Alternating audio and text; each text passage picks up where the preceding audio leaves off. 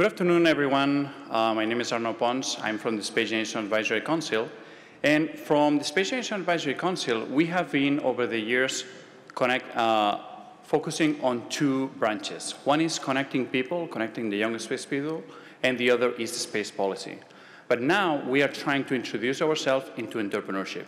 And for that, we have invited our panelists, and you will also see entrepreneur talks, where we are trying to get answers for young space people to how they can better start their businesses and thrive. So with us, it's Carissa Christensen. Carissa is the founder and CEO of Bright Space and Technology in the United States. She's an internationally recognized expert in commercial space. For over 2 decades, she has engaged in the leading edge of the space industry with innovative analysis of space systems and advanced technology. Also with us, it's Marc Serres from Luxembourg. He's the Director of Space Affairs of the Ministry of Economy of Luxembourg. As we all know, Luxembourg is really punching above its weight, and it's really at the forefront of space technology, leading the way in developing a framework for the future of a space economy. So we will be really glad to have Marc talk about it. And then we have Troy McCann representing a young, successful entrepreneur that is helping entrepreneurs in Australia and all over the world from his business Moonshot to actually cultivate the early stages in their businesses and also start seeking to build up the next generation of space infrastructure for solving real-world problems. So with that, we'll get started. So I have some questions, but I would like to ask the audience to also prepare questions. We have volunteers all over the whole sea that they will be just taking your questions. So you just write those up, and then we will receive it at the end. So with that, let's begin.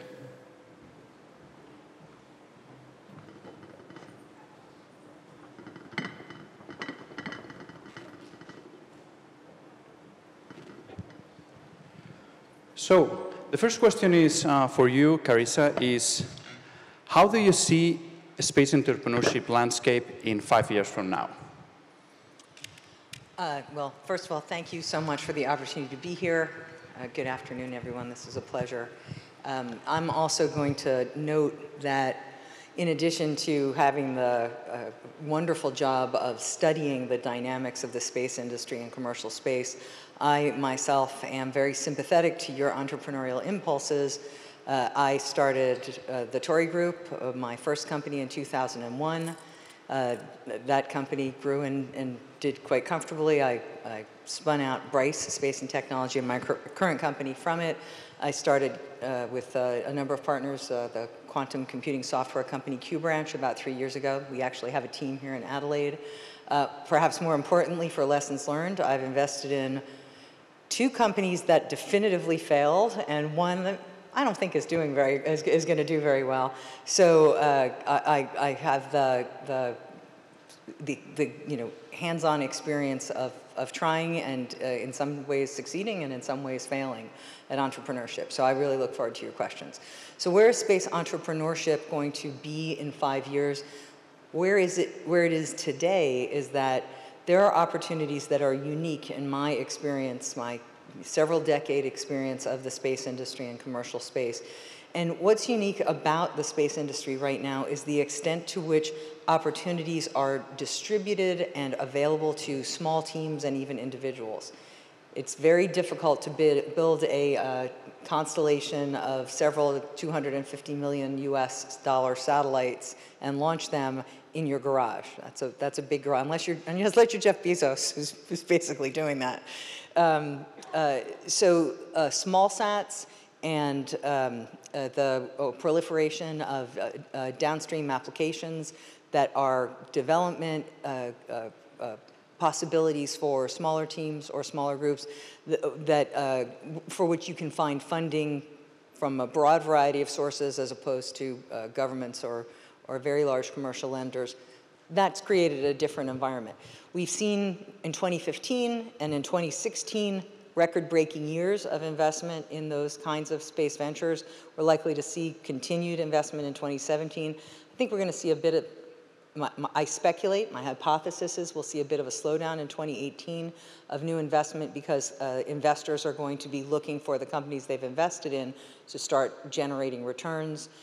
So in 5 years, I would hope that we will have seen that cycle of return and success from the companies that we're investing in today, and we'll see another wave of investment in a new round of companies. So I would expect it to still be robust and active.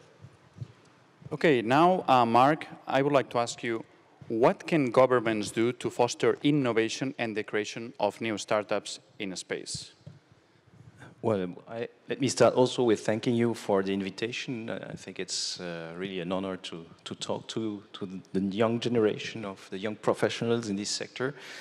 Well, I believe that, of course, the government has a role to play, but at a certain point, everything depends on you, the entrepreneur who wants to start a business and develop an activity.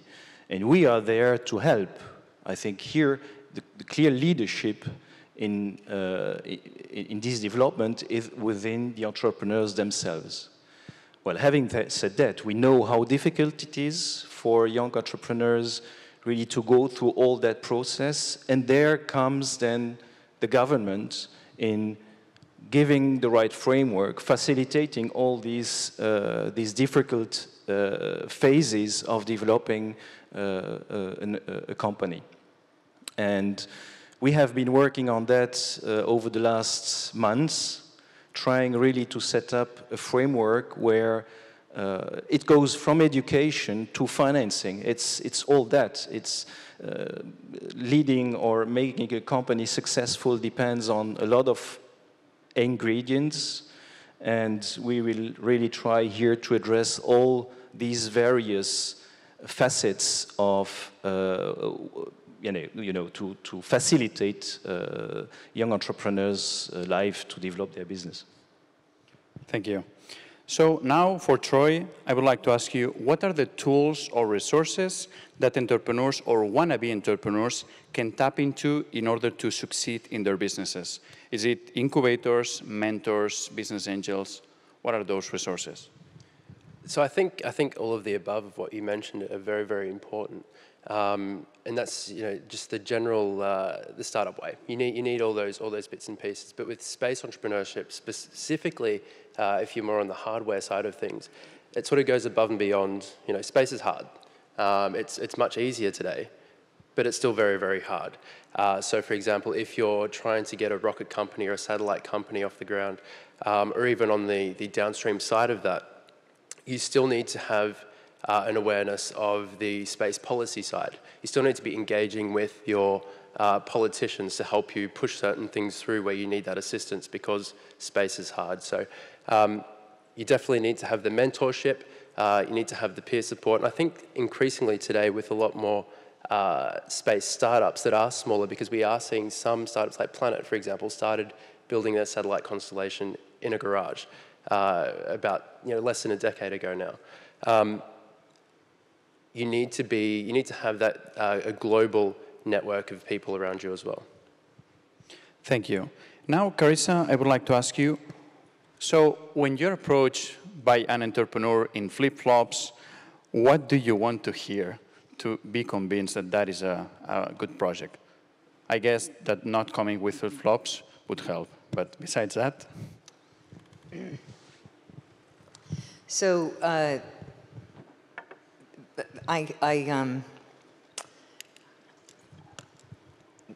when you look at a business plan, the entrepreneur, particularly in the space industry, the entrepreneur wants to spend 90% of his or her time talking about the technology and the capability.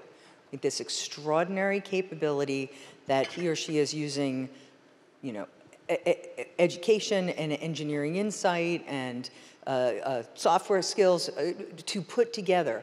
And it's challenging, and so the conversation from the entrepreneur's point of view is, this is what this amazing thing will be capable of, this is its functionality, and here are all of the things that I'm going to tell you to convince you I can do this. And from the investor standpoint, that should be 10% of the conversation. The investor is pretty much going to assume that the technology will work. Not entirely, but much more quickly than you think that tipping point in the conversation is going to come. The important part of the conversation is, who are the customers? Why do you think you can get to those customers? What is your proof that those customers exist? And saying, well, if only 1% of the people who have iPhones buy my product, then that's not a proof point on potential customers. So the business plan and how you will actually generate revenue, what the milestones are to generating revenue, how that's going to happen, and the points to demonstrate that, that's the core thing. And flip-flops or not, I don't actually think that matters. I really don't. I think there's a fair bit of flexibility around how you present and the framework, the trappings. It's really about the content. Okay, thank you. So I actually see that someone stole one of my questions, so I'm just going to go with this one. So how much does your home country influence the success of startups? For everyone who wants to take this one. Sorry, could you repeat that again? Yeah. How much does your home country influence the success for creating a startup? Well, do you want to go? I was just going to say, Mark probably thinks not at all. I'd hope that's the case. I might jump in on that because, as you can tell from the accent, I'm from Australia, I'm from here, and we've just had the news of a space agency. We will be getting one of those now, which is absolutely fantastic. But it's also very interesting because we've, over the last sort of 5 to 7 or so years, we've gone from having one space-related startup to, I don't even know what the number is now. It sort of changes. It's increasing exponentially, well and truly, sort of every month now. So we can see more of these, a lot of people are understanding what the opportunities are and trying to tackle real problems and solve that using technology that is accessible to us today that just wasn't once before. But that said, it's fantastic now that we've got we've had the South Australian government, the ACT government, the Northern Territory government. They've gotten together over the last few months, and they've got a memorandum of understanding that they've recently put out. And now we've got the federal government getting behind a space agency to support an Australian space industry as well, which is absolutely fantastic. So I'm really looking forward to seeing the details of that as they come out over the next couple of weeks or so. Thank you. So if I can add something, Arno, because you had the impression that my feeling is that we definitely think that the country influences the success of the startups, and through various aspects. As you just described, Carissa, I mean, the entrepreneur has a focus to develop the business, and there are many, many other things that he has to do in parallel. And I think this is where a country, when it's well organized, offering all these supports, regulatory, administrative, financial, I mean, I can cite a lot of elements that are important to support the development of a company. If that runs around, I mean, that's already a difficulty less for the entrepreneur to go for its real business, finding the customers and convince them to buy their products or their services. So it's not a direct influence, I would say. The first who needs to do the job is the entrepreneur itself. But if he is evolving in the right environment, I think that's facilitating enormously his life. Thank you. And now, this is going to be a tough one. So we know that space is a very international field, but at the same time is closely related to national security. So from AJC, we are very used to work in an international environment. Like, we have just finalized our Space Nation Congress, and our team was formed by people from 12 different countries. And we millennials, we love to do that. We love to cooperate internationally. But that's not so easy when you have export control technologies, transfer of knowledge, and so on. So how can governments regulate or balance fostering the creation of new startup businesses internationally, but at the same time protect their national security? So I'm interested to hear what you guys have to say about this as well. So I've just come back from a trip around North America and Singapore and a couple of other countries as well, talking to a lot of space startups. And one of the questions that a lot of, I guess, entrepreneurs, people who want to be space entrepreneurs have for me is, what country should I set up a space startup in? Because one of the big concerns of a lot of people is, well, if I set up in the US, that I'm restricted to ITAR regulations, but if I set up elsewhere, then I'm not as restricted. And there's a couple of startups that have made decisions to move to specific countries because now we are quite global. We can choose to go to other countries, quite relatively easy to set up and do that. So it's a really interesting thing when you start to look at the landscape of what different countries like Luxembourg, for example, have to offer in terms of making it easy for a particular type of startup to thrive.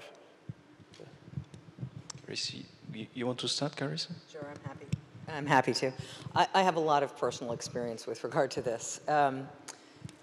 So just so you can understand what the problem can be like, I'll tell you a quick anecdote.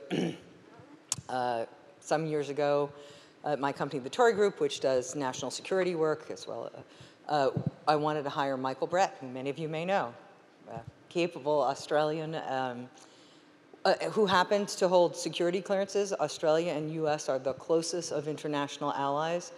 Michael was not going to be working on anything related to national security. Simply to have him in our office, I had to go through weeks of procedural meetings and discussions to ensure that we were meeting all the requirements that we had in order to appropriately have somebody who is not an American citizen in our office space. So you know, that was the easiest possible problem to solve. So yes, it can be a barrier, it can be a challenge, but it's not just national security. So I'll give you another example. I've had this happen twice now with companies in the UK. The US is very concerned about US nationals and their tax behavior and ensuring that they are not avoiding taxes with offshore income. And so if you are, and the IRS has put pressure on other countries in order to enforce some of its requirements. So there's a lot of concern in simply getting a bank account for a company in the UK if there are foreign nationals that are part of the management team or on the board. I literally just joined a board. We had such difficulty in getting that paperwork through that we decided I would resign from the board and be an observer simply because I was an American and this is a UK company. So the problems are real, and in many cases, they flow out of well-intentioned legislation, requirements, and rules that are intended to solve real problems, but often they're outdated. They are far too onerous for the reality of the small business. You've got the same rules for a multi-billion-dollar defense contractor and a small company. And so I think being informed and knowledgeable about those processes, they're rarely saying no, but they do take a lot of work and energy to navigate your way through the process. So in terms of what country you should pick and where you should be located, I think that you make that choice as much as possible based on the business factors of where your customers are and where your team is and how you can effectively work together. And also the factors of tax incentives and government support. As an entrepreneur, as a startup, your most important thing is your runway. How do you extend that one more day, one more week, one more month? And so if you are in a government environment that is supportive in that respect, in my view, it may well be worth coping with having to navigate through some of those barriers. And what you can do to help governments do a better job is surface these issues.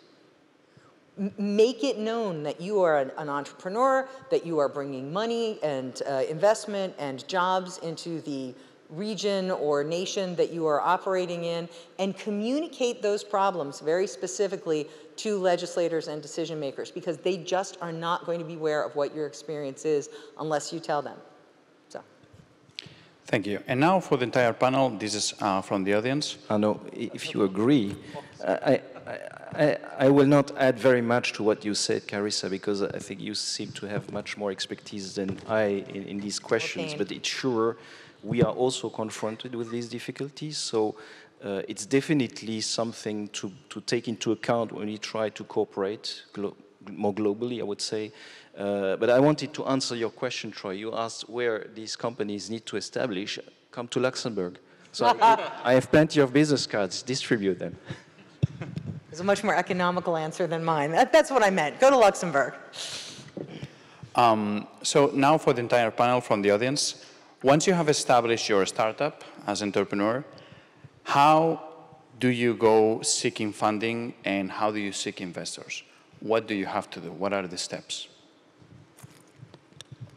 Well, I think we touched on that, the very first point of that right at the start, where the first thing you want to do is make sure that you're not focusing on what is essentially a value proposition. Don't focus on the technology of what you're solving.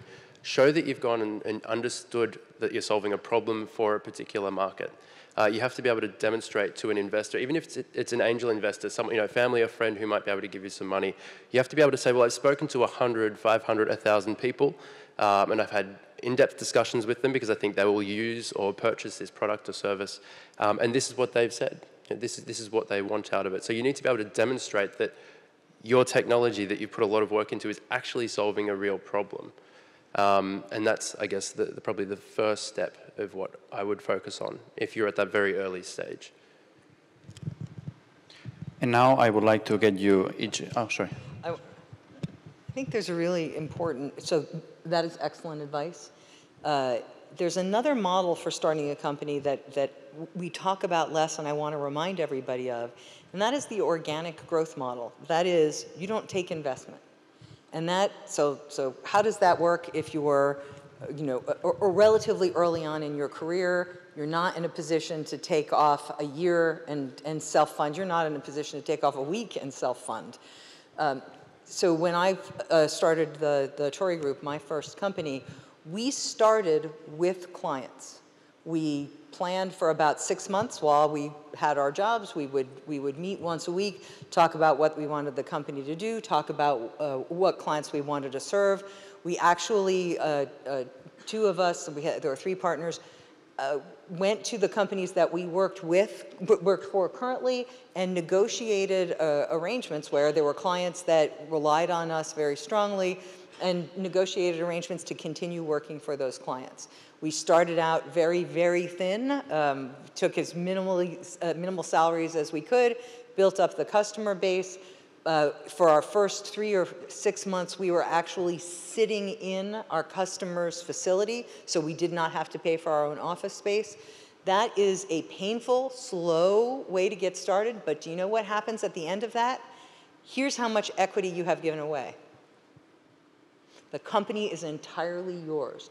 And so I want to make sure that given there's so much capital available, there's such a robust dynamic system around raising capital and investment, and that enables, that's a powerful tool. But I want to make sure we don't lose sight of the fact that that's not the only way to start a business, and that you should really consider the broader range of options as you look at the business that you want.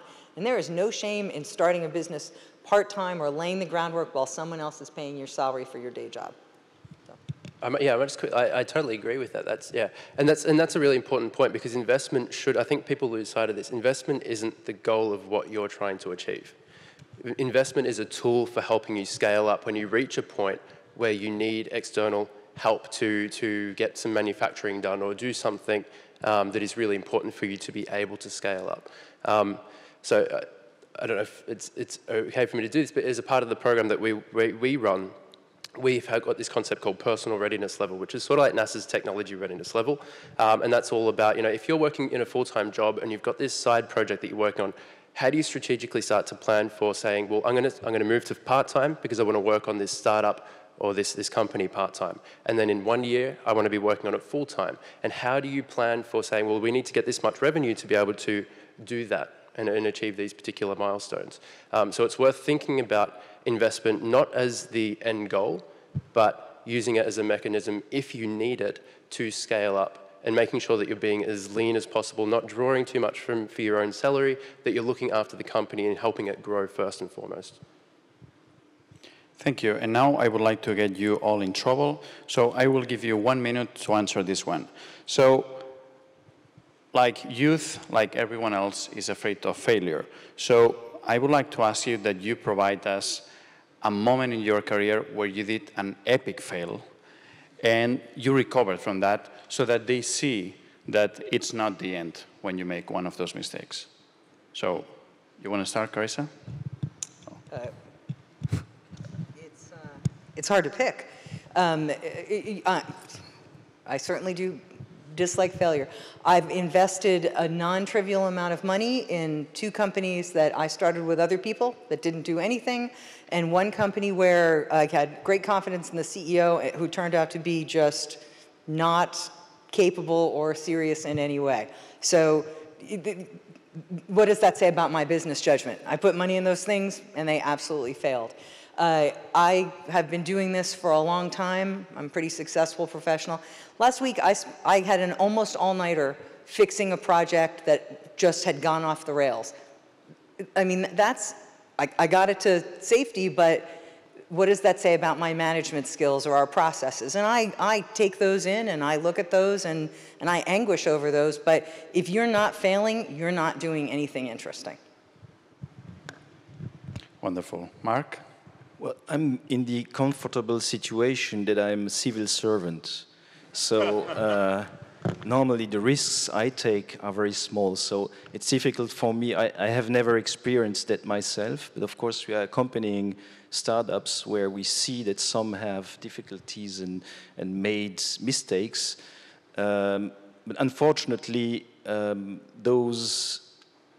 are not many that really are able to come out of the difficulties at a certain point of time. So I think it needs to be somehow right from the beginning, and all the explanations that Troy and Carissa gave, I think if this is not right from the beginning, it's very, very difficult to come out of wrong decisions or wrong orientations. Yeah, so I think there's a couple of different, or at least in my mind, a couple of different levels of failure. There's ultimate failure where you've got a startup that fails, it goes bankrupt, or something happens where it's, that's it, it's done.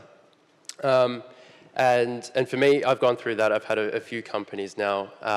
One of them, which unfortunately without going into too much depth, there was a due diligence process happening because a larger company was thinking about purchasing us, but then you use that information because they realized that we wouldn't be able to afford legal fees when they didn't pay their very large contract, which unfortunately meant that we couldn't pay our employees, so we had to wind up the company. That was a very difficult thing to go through, especially to sort of pick yourself up and try to start again and go from there. But there's also another level of failure, which I think, at least in Australia, we're starting to talk more about, and it's in testing. When you're building a startup, you've got a goal that you want to achieve. You've got the reason why you're doing it, and there's multiple ways to try to achieve that. So, for example, to use my company now, Moonshot X as that. One of the first things we started off doing in order to say, well, we want to facilitate the growth of new supply chains that use space technology. So we were saying, well, let's try to raise a fund and let's try to build an accelerator straight up. But what we realized after a little while was, well, actually, we don't need to raise that money. We don't need to go all in that sort of thing right now. We can start this a smaller early stage program that achieves a lot of what we want to do anyway. We can help promote people to understand what the opportunities are there for space technology and to connect with each other and build those communities up without necessarily doing that. And so it's not as though we failed to achieve that first thing, but it's just realizing that, well, realizing where you should say, well, okay, I'm going to give up on doing this thing, at least for now, because there's another better, I've learned that there's another better way of doing it. So it's not failure, it's learning from your mistakes. Thank you very much. And I think we ran out of time with the panel, so I would like to ask the audience to give a big round of applause for our panelists.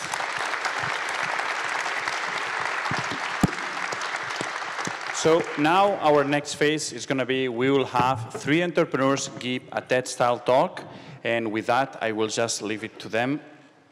And I also would like to acknowledge KPMG for sponsoring our event.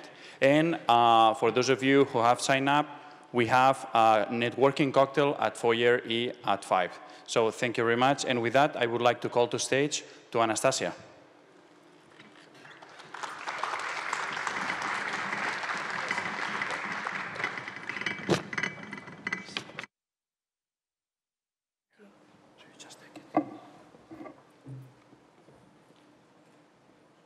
Hi, everyone. I think we're just getting my slides up. Or maybe that's my slides. Thank you so much for being here in this session. Can you raise your hand if you're an entrepreneur, or if you had a business, or if you want to have a business? Oh, that's fantastic. I really want to be talking to you today. And if you haven't considered yet, think about it. Because if you're an entrepreneur, you're one of those shooting stars. You're one of those who feels that they can make a difference. And that's my journey. I was there thinking that I wasn't quite the same. I wasn't ordinary. And I wouldn't be satisfied if I haven't started a business. I think some of you are smiling now, so you must share that feeling. And people on this congress have talked quite a bit about their heroes. Not everybody has a hero, but everybody has a dream, right? When you were small, you had a dream. And my dream was not to become an astronaut, but to fly. I wanted to be invincible and to fly. And it does sound like becoming an astronaut. Now, when I'm grown up, when I grow up, I know. But I haven't known that back then. So what I thought I would do, I would be a superwoman, get somewhere very up high, and you know for what purpose? Why did I want to do that? To see this. That's all what I was always excited about, this beautiful blue orb. And I discovered when I grew up, turned into an aeronautical engineer, studied bachelor's, master's, finishing my PhD now, I discovered that this beautiful blue orb, in fact, is quite fragile. And it's more fragile than we think. What I wanted to say is that we would have a beautiful planet that had no problems. We would live here forever and be happy and develop our technologies just for the sake of exercising our own intelligence. But there are so many problems to solve. And this is what you inevitably see when you grow up. There are problems in the world to solve, like this one, fertilizer waste. We, in our modern agriculture, are wasting more than we're growing. We're wasting more money than is enough to feed the rest of the world that's hungry. That doesn't seem to be the right way. It doesn't feel right, does it? So when I've seen that, I realized, being an aeronautical engineer, seeing that my kids might not be inheriting the world in the way that I know it, it's not comforting. And we started Fluoresat, a company that has a mission that sounds help the world grow more with less. Why is that important? It'll be important for us, for our kids, for our grandkids, for everybody who will eventually go to Mars and beyond. And it's important right now to look at those problems that are hard to solve, to collaborate on it, but also to feel your personal strength and desire to make the difference. Earth observation and remote sensing are definitely a part of aeronautical engineering, one of the applications for those satellites that we're all excited to send up in the orbit. But how does it translate into not just pretty pictures, but something that would benefit the world? We call the solution that we came up with satellite-guided fertilizer, which is a bit of an unconventional way to think about it. But effectively what we do is we take the infrared pictures of the land with whatever sensors we have available, and we send this information to the farmer, the insights on what is happening to that crop, what are the nutrient deficiencies, and how to help that crop, so that the farmer can be cool about it. They can have their business, they can feed us, they can help the agriculture be more sustainable. The world is truly beautiful. This is one of the NASA's photos, and the comments when it was released were the following, that it's such a beautiful tapestry. But nowadays, with those companies who are sending more and more incredible satellites in space to capture the information, they are the data companies. Just like Planet, just like other companies we see now, they don't just take pretty pictures. They do machine learning and AI to derive data analytics and products to service the industries that are data hungry. Agriculture makes decisions that are not informed every single day. And for us, currently, it's a given. There will be food in the supermarket. But if we keep going like this, without using this incredible potential of the satellite data, it won't be like that anymore. And it's not only beautiful pictures. The technology that can turn remote sensing and Earth observation into valuable insights will help to bridge the gap between now and 70% more food in 2050. This is a very big challenge. And if there are entrepreneurs in this room, I'm encouraging you to think about it. What encourages me and motivates me every day to get out of bed and keep going, no matter how many imagers fail or no matter how many satellites didn't take the data tonight, is the global potential and the desire to see the future and the food that will grow on our planet and deliver profit. Thank you.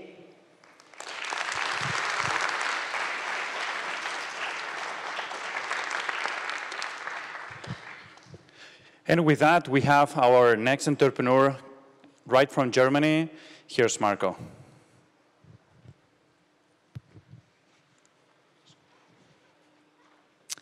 Hello, everyone.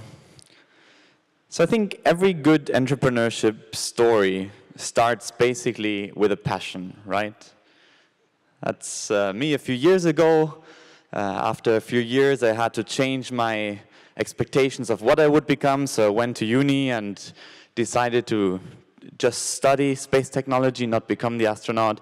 I also took some computer science classes on the way and entrepreneurship classes on the way, and after some time I was there and I was ready. I was a full-blown engineer and I was waiting for all of this world where I would come out and I would engineer these awesome things just like I saw in all of these movies. And then I was employed in a real company. And I'll show you the typical engineering workflow. If you're not yet working, this is what's waiting for you. So imagine you get an interface data sheet, and it contains the information that your star tracker just is 50 grams more heavy than you thought last week. Then usually you put that into your Excel files in which you have the mass budget and the center of gravity budget. You put that in the other progress reports and delta V budgets. You put that in the next budgets and so on and so forth. And because you're a few hundred engineers working on the same thing, you actually forget about some of these on the way. And when you forget about them, you start having inconsistencies. Remember this Mars rover which just crashed down, or the Mars lander, just because someone was calculating in feet and the other one in meters? Yeah. So I counted in my company. I counted on our server. Our satellite was not yet launching, still a few years, and I counted there were 20,000 official documents, like with 4 signatures and reviewed and everything. And there were actually 300,000 unofficial documents, all on our servers. So I asked, what's that? And then people told me the joke in the industry, which is you're not allowed to launch your satellite before your documentation at least weighs as much as your satellite. That's when I understood the whole thing. And I was asking, okay, has this always been like this? And I looked at Saturn V documentation, and if you can read this here, it says, in those cases where the numbers in the fact sheet differ with the text, the fact sheet contains more current information. That's original 64. And this is also the same kind of sentences we find on our own documents today. Great, right? So many years, all of this technology we've heard about this conference, and this is how we still build satellites, rockets, and everything. That's the state of the art. So we thought, isn't it then a wonder that we see all of these headlines that everything is costing more? Maybe it's just me, maybe it's just my company. So I asked around, I go to the experts and ask them, and they tell me, we're working as if it were the 70s. So at least they know. So I was wondering, can we do anything about it? Okay, let's start. So let's think, if you would start the whole thing over, how would you do it? You would probably start with your information that you have, and you would probably put it in a database, not in a document. And then probably you put all the other information in there, and probably also some formulas. And once this is all connected, you want to know when something changes, right? You would just get a notification. For our generation, that's normal. We get that on Facebook every day. For every engineer, you always have to ask your colleague what happened, right? So you would actually get an information, see what happened, and see all of the results, see all the changes ripple through your system. That's how I imagined systems engineering would work. And then if you have documents, they should be updated by themselves, right? Why should you have a highly paid engineer copy-pasting the same information over and over again? And could we please do that in the web browser? Because that would be really nice. Okay, so as a programmer, we thought, let's go ahead, let's just build this thing. Can't be so hard, right? So I met a nice team, had some people, we started actually programming the whole thing. Obviously, we needed some money on the way, so we got a few million in investment. We moved into our offices. Very nice. No, I'm just joking. We didn't get any investment, because if you don't build anything which is Tinder for cats, it's actually not so easy to get investment. Everybody will tell you there's money out there and you just have to go there. There's early money and late money, just nothing in the middle. Yeah, tell that to an entrepreneur who's really looking for money, who just has a great idea, has a good team. It's not so easy, so you need alternative solutions. So here's the real story how it went.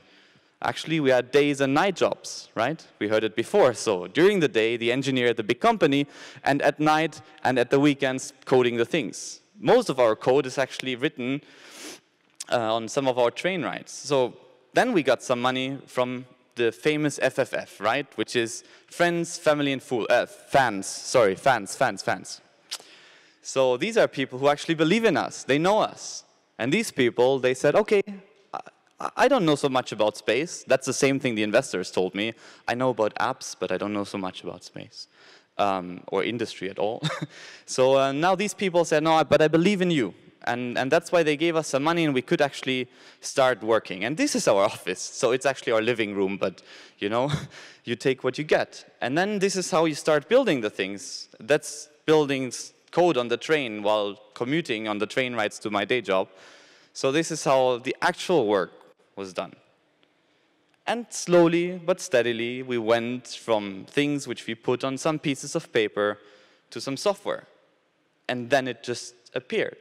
We had a software with which you could concurrently build satellites. You could, with many engineers, do exactly what I hope to do. You could all work on the same thing at the same time. We would even build interfaces for these old guys to still use Word and Excel so that they could use what they always knew.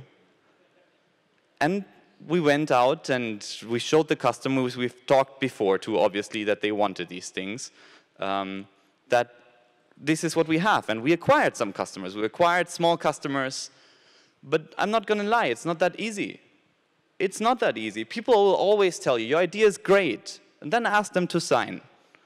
I had flights booked for a contract. It was a few €100,000. 3 days before this contract was signed, it was cancelled. It's not always easy. You're not always getting there directly. But actually, sometimes you get lucky. If you're hard enough working on it, if your idea is a good one, and if you have a problem you're solving, this happens. That's when last month we just signed our first big contract with Airbus. Sometimes big companies have a good eye for that. They try to take the chances. They work with startups like us. We're lucky. We're a software company. If you build hardware, it's going to be even harder. But you have to work with them. You have to convince them, one by one. And we're not there yet. I know about these minimum wages we heard before. These are the cars. One of these is from my co-founder, and I only tell so much, it's silver. So although we're not there yet, what do I want to give you with you when you go home today, right? So I think somebody else said it better than me. We are the people we have been waiting for, right? There's not anybody coming and doing the thing you have in your mind. You have to go and do it. You have to go and build this thing. And if you build it with Valley Space, so that it doesn't look like this. Thank you very much.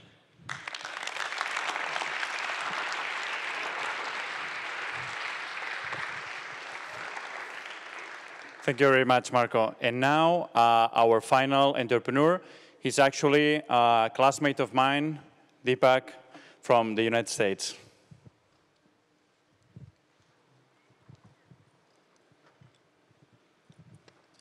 Well, it's an absolute pleasure to be over here. I feel like some of you are wondering, just, who's that really handsome guy on stage?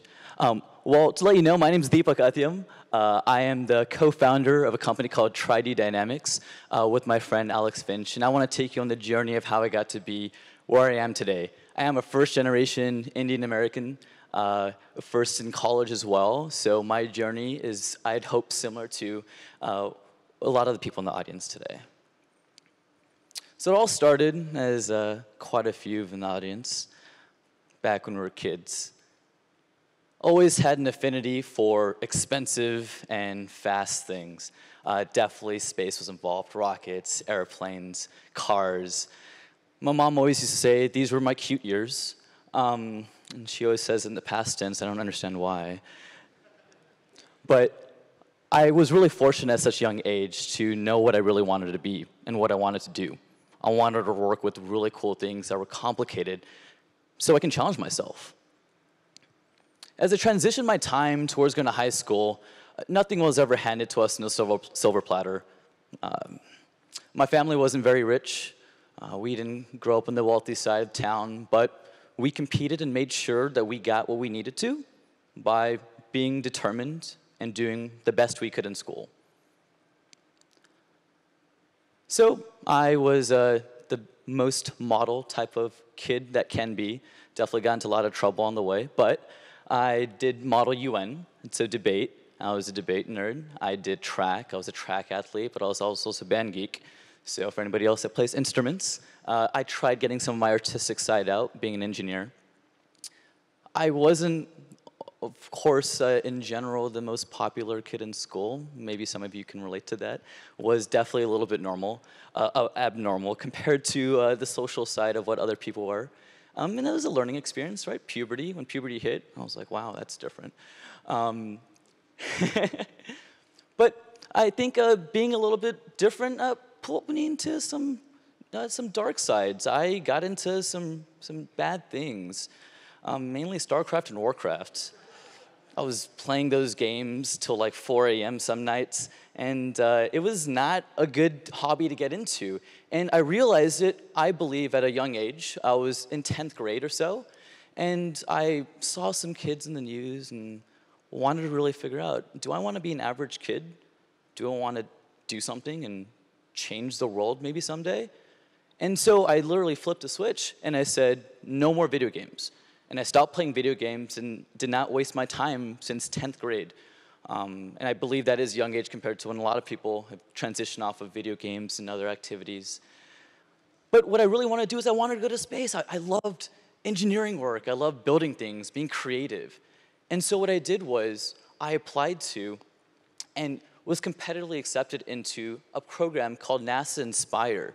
Have any of you heard of it in the audience? The show of hands? 1, 2, few more. This program's unfortunately discontinued, but this was my start in the aerospace career, in my aerospace career. My first job, I worked at JPL. I was 17 years old. There were 4 other people in my class that got in, and I was so fortunate to get that opportunity. And the main way I got there was I was extremely determined. I was actually waitlisted, and somebody dropped, and I got the opportunity, and I took it, and I made sure that I can continue on after that. But my mindset was that I can do anything that I put my mind to. and there was nothing that can stop me from doing it. After I finished I had a few internships at JPL, and I kickstarted my serial internship journey with NASA, SpaceX, Moon Express.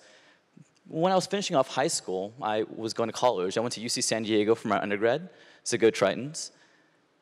And I wanted to do something that was important. And I really loved rockets. After I was working at JPL, working on Curiosity, some really cool projects, I said, I want to build something at UC San Diego.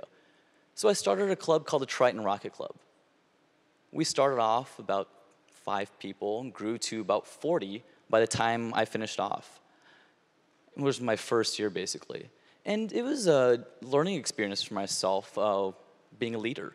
I was 18 years old, and I had to make sure that all of our members were keeping on top of their task and whatnot.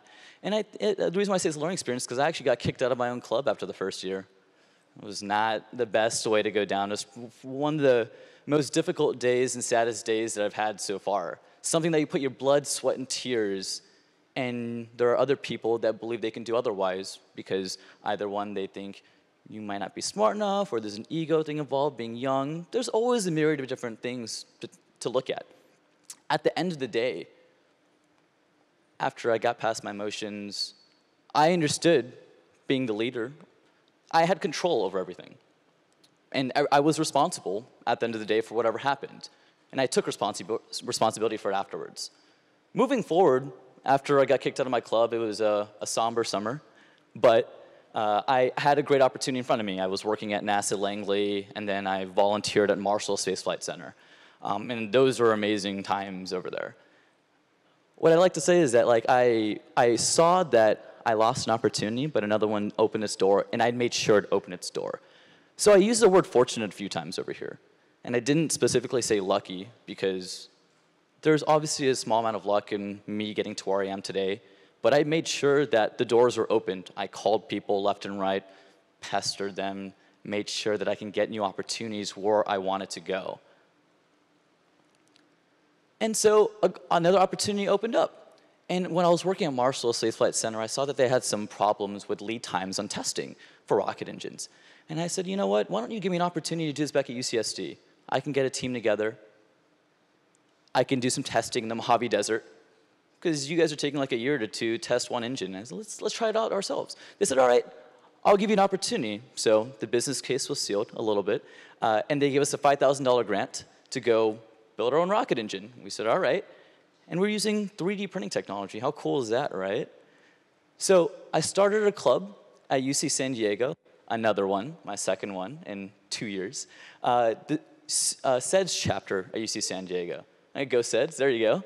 I was also fortunate to be part of the Gordon Engineering Leadership Program my second year as well, which helped me develop my leadership skills, my speaking abilities, and whatnot. But really what I did was I started off small team. I didn't grow too quickly because that was a problem beforehand. Small team of people that I can trust and I can work with and I can rely on. And we were tasked with something that was deemed impossible by a lot of people in industry. Some older people. That's about it. Well, the reason why I say that is because we were doing something very difficult. And a lot of people didn't want us to get our feelings hurt when things might not have worked out.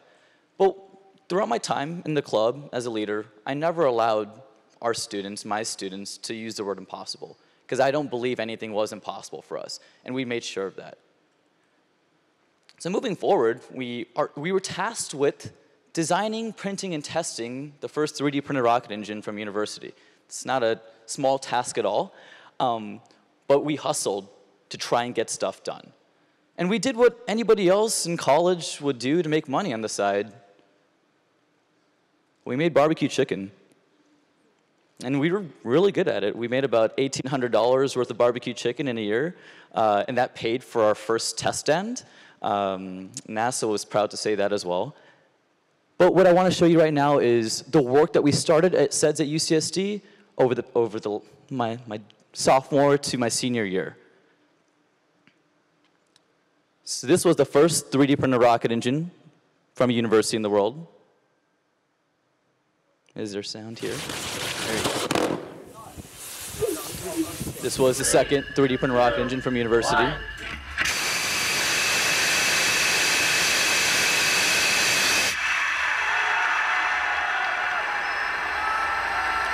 This is the highest flying sounding rocket using a fully 3D printed engine.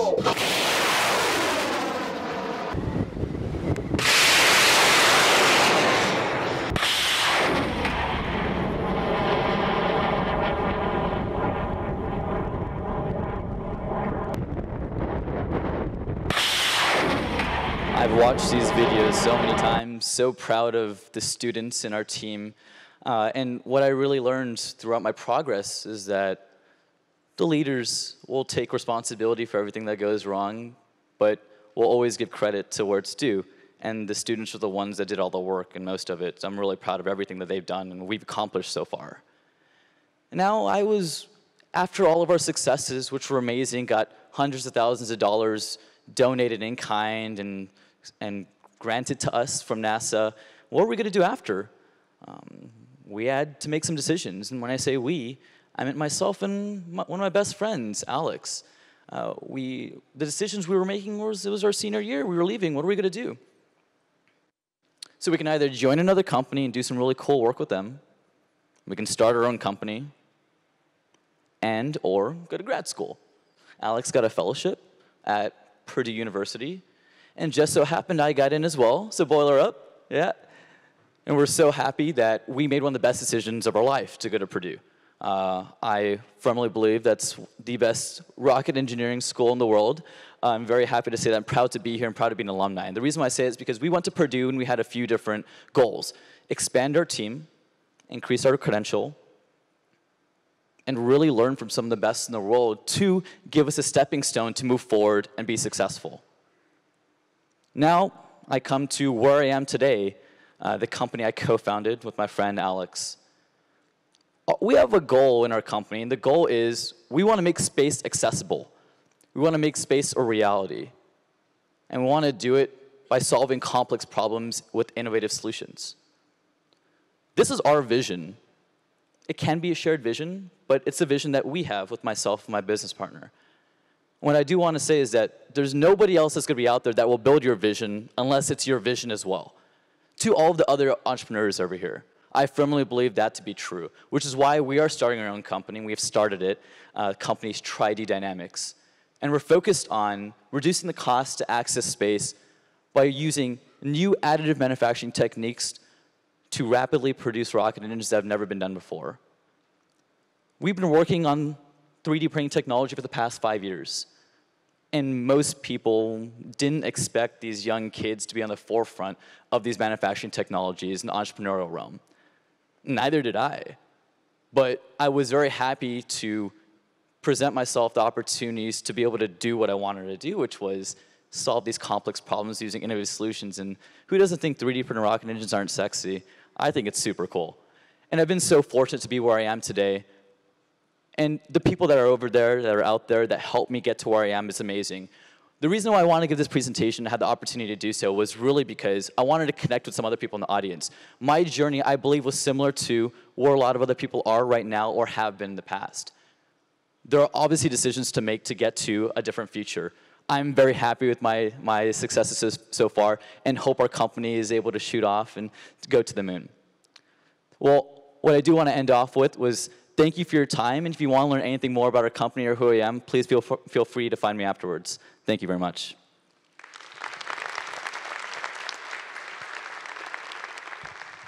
Thank you very much, Deepak and Boiler Up.